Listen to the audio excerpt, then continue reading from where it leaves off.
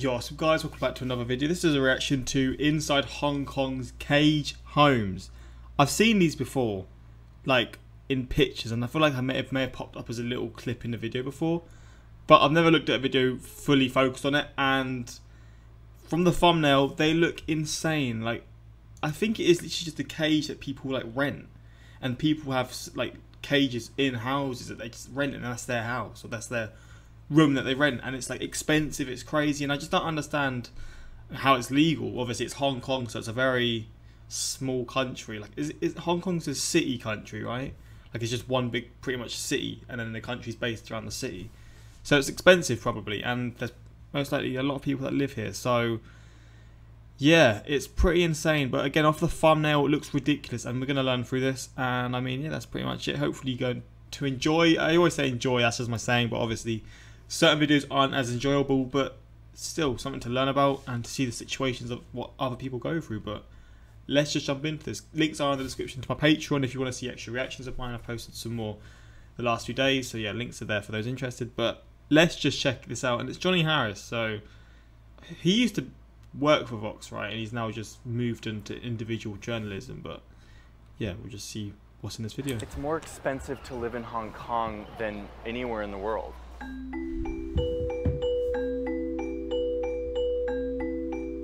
Hong Kong has been ranked the least affordable housing market in the world 8 years in a row, and by a long shot. Housing prices are now almost 20 times more than annual income. That means that a household making $50,000 US would, on average, be looking for a house that costs $980,000. And it's getting really bad. Hundreds of thousands of residents now squeeze into incredibly small apartments, most of them no bigger than a parking space. So these are cage homes, which basically fit one person and their belongings, and they basically... Wait, it's that they don't even get the height. Oh my god, so they don't even get this whole area, they literally just get a little section, and oh my god, man. Oh mate, that is actually the worst thing I've ever seen. Fit one person and their belongings, and they basically stack these in a room in order to fit as many people as they can in the room. And yet the price per square foot for these smaller houses just keeps shooting up. I visited these homes to try to piece together an explanation for this trend, and to meet the people who are being squeezed by the world's least affordable real estate market. Imagine this during the start of COVID, man. Flipping hell. It's like a prison, honestly.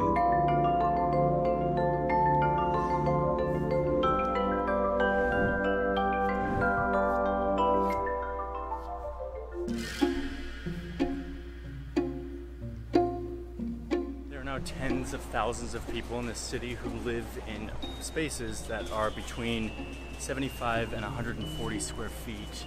For some perspective, a typical parking space in the US is 120 square feet. Oh my god.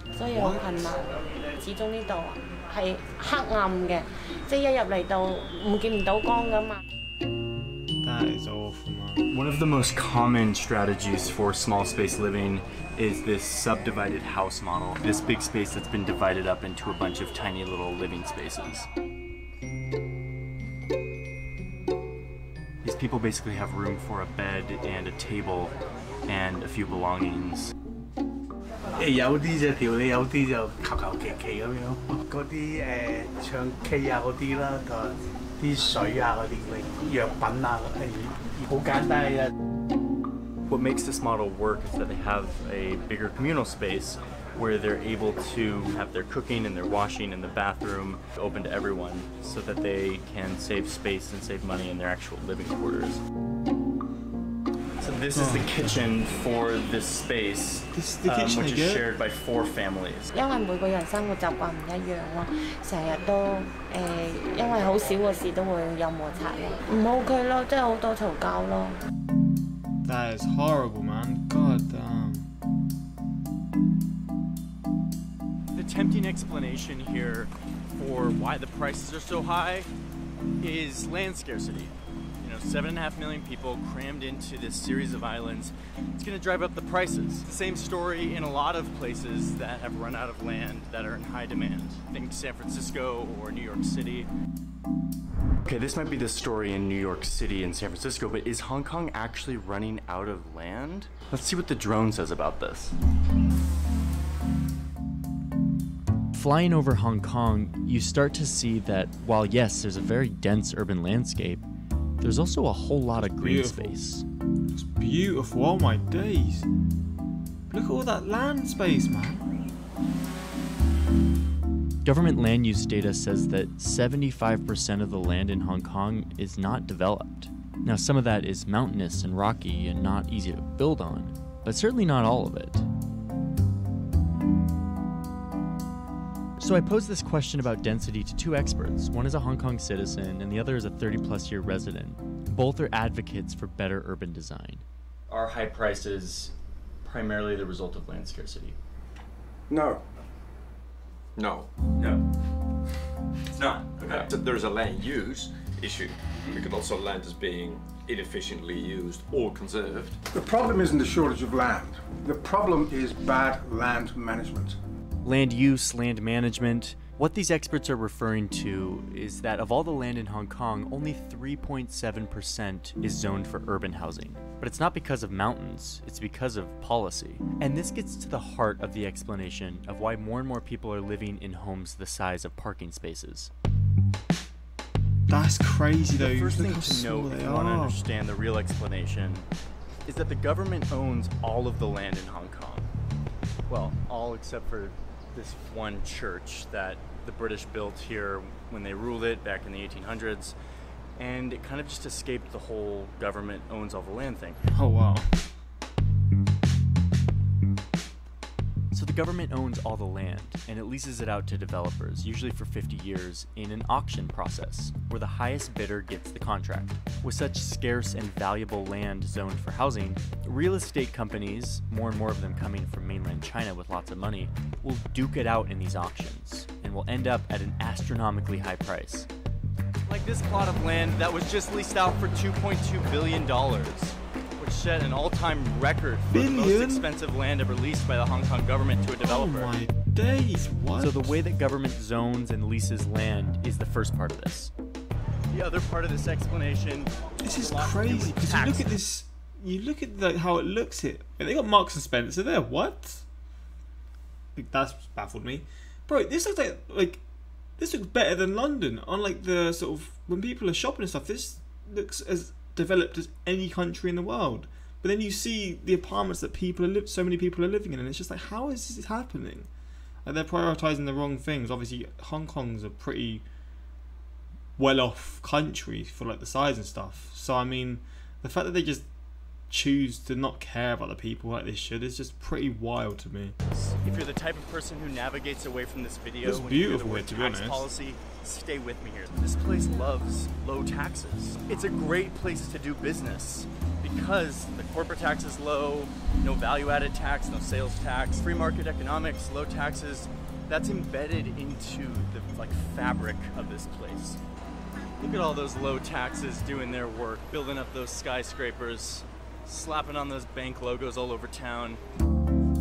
So if the government isn't getting revenue from taxes, it really needs it from another source.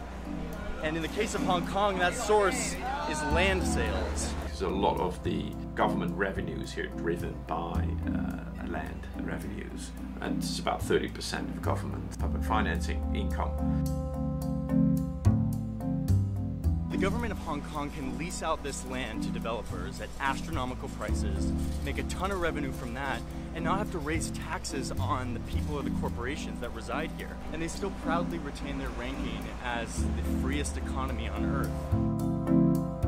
What this means is that the Hong Kong government doesn't have a huge incentive to free up more land and lower prices. But while this current arrangement of bidding and auctions is really good for revenue for the government and good for the market generally, it's not super good for the people of Hong Kong. 因為我仔係過度嘅 A 仔嚟㗎嘛，所以空間對於佢嚟講少咗少少。 Oh mate, having ADHD in this 對我 space. 身體都唔好㗎。 The worst. So of all all the small spaces, this is easily the most cramped. These are coffin homes. Could I ask you just a quick question about your living space? Oh my days, this shouldn't, oh my god, this shouldn't be legal, man. This shouldn't be legal.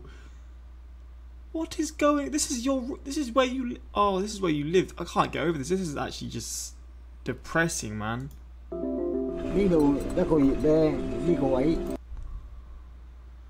267 US dollars per month.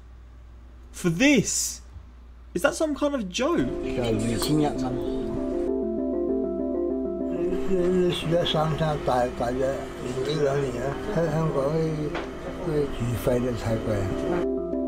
？Poor guy, man. The government is slowly working on this problem. Year after year, new policies come in that are meant to fix this, but they're slow to change, mainly because they have an incentive to keep the status quo as it is. Out here at this industrial complex in Hong Kong, I met with a guy named Eric Wong, a local inventor and businessman who has seen a business opportunity in the midst of this space crisis. Pod homes, right? Eric grew up in Hong Kong and has been thinking about small space living for a long time. 其實喺我幾歲嘅時候，第一個 capsule 點樣嚟呢？我係屋企買咗一個雪櫃，一個新雪櫃又有個紙皮箱，咁我就戒咗啲窗門玩。Oh, it has Wi-Fi. Yeah. I mean, look, this isn't good, right? But I tell you what, comparing this to the other ones is a completely just levels above, man. It's got all like these advanced things. Like at least people maybe will have the ability to just to sort of to feel like they're staying somewhere where they're safe or just something like that. You know, they've got a bit of privacy. It can shut off. They can look at the outside. They can. We did say they had a built-in fridge.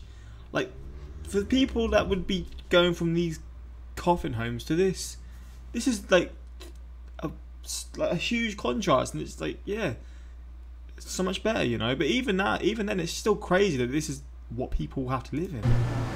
His capsules come in 1 or 2 person sizes and are meant to provide a more efficient and hygienic version of the cage and coffin homes, all at a relatively low price. 呢啲款式咁啊喺國內啦，我哋買到係唔使3000蚊一個淡倉，咁啊基本上你買張你去 IKEA 買張床都會貴過。Yeah, I guess. Down here there's a little box where you can put all your valuables. Okay, so there's mirror lights, there's reading lights. That is a lot better though, I'm not gonna lie. These capsules, as innovative as they are, really just put a band-aid on this housing problem. They don't serve as a real solution. A real solution would need to come from something that's much less profitable and fun to look at. Government policy and zoning reform that will free up more land and put the interests of the people above the interests of the market. But until the government can make that happen, people in Hong Kong will continue to squeeze into smaller and smaller spaces. I can't believe this is real, man. God damn it, bro. This looks absolutely horrific. I couldn't say like this. I would go insane. I would literally go insane. I've got asthma. I've got like allergies. I would genuinely not know what to do in this situation, man. Oh my god, it's just absolute hell. I couldn't imagine. Imagine quarantining in those small homes. Yeah, that's what I was thinking at the start. Like, Jesus Christ, at the start of the COVID scares, what would you do in those homes, man? You're just a sitting duck waiting to catch it, right? Mate, this was crazy. But yeah, hopefully you enjoyed this reaction. If you want more of these kind of reactions, let me know in the comments. And yeah, until next time, like, subscribe.